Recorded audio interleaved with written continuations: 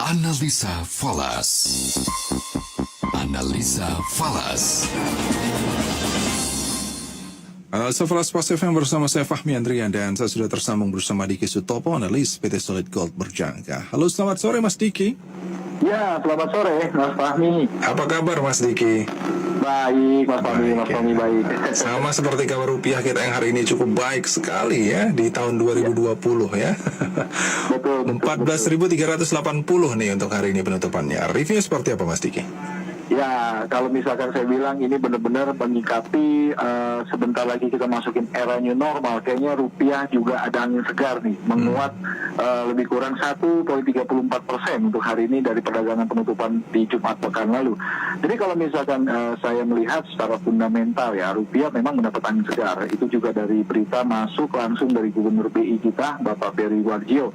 Dari paparan perekonomian yang terkini, beliau mengatakan bahwa nilai tukar rupiah kita masih under value. Itu yang pertama.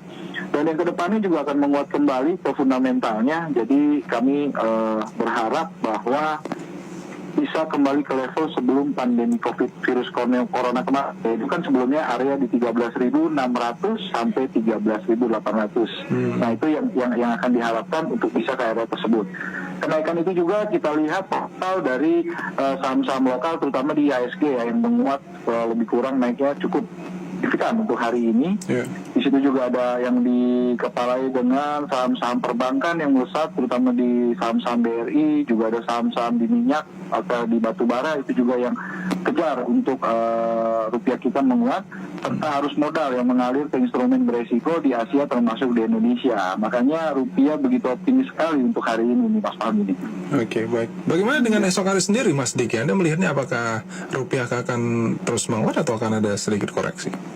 Ya, kalau misalkan saya lihat untuk besok sepertinya masih dilanjutkan ya dengan penguatan ya. Kenapa? Karena pelemahan dolar AS secara global ini berarti sekali buat penguatan rupiah kita khususnya. Dan lagi didorong dengan secara optimis investor yang sedang lagi tinggi-tingginya. Ini kan ekonomi mulai bangkit seiring dengan pembukaan kembali aktivitas masyarakat yang era new normal nanti.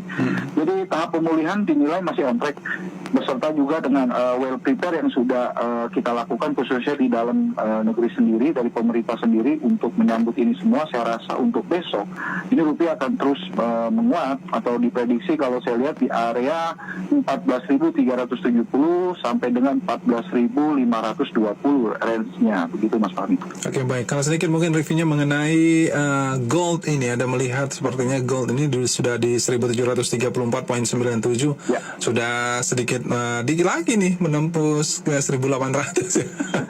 Betul. Nah, ini gold ya. Kalau di gold kan memang kalau secara global, safe haven ini memang masih ada diminati. Namun saya coba kasih notes untuk di warning, hati-hati karena aset-aset beresiko layaknya saham-saham, especially di hari ini kita lihat saham khususnya di Asia ya, nggak hanya di Indonesia ya, itu naik cukup signifikan, persentase cukup besar. Artinya apabila ini terus di aset-aset tersebut positif dan juga terus naik, ini akan mengalami atau mengganggu pengaruhi emas untuk yang namanya ada aksi taking profit atau aksi jual. Nah ini juga yang kita bayang-bayangin.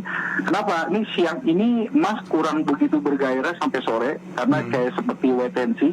Jadi kalau prediksi saya, apabila emas hari ini atau besok tidak tembus di area high sebelumnya di angka 1.750-an per troy ounce, sepertinya akan ada yang namanya aksi taking profit ini Mas Fahmi ini. Ya, jadi bagi pelaku pasar boleh berhati-hati kalau misalkan terjadi short sell di emas karena pindah lagi ke aset beresiko khususnya di saham-saham, begitu Mas Fahmi. Baik, kalau begitu terima kasih banyak atas waktunya Mas Diki. Kita doakan semoga rupiah kita cepat normal kembali ya. Amin, ya terima kasih. Selamat sore dan sukses selalu untuk Anda.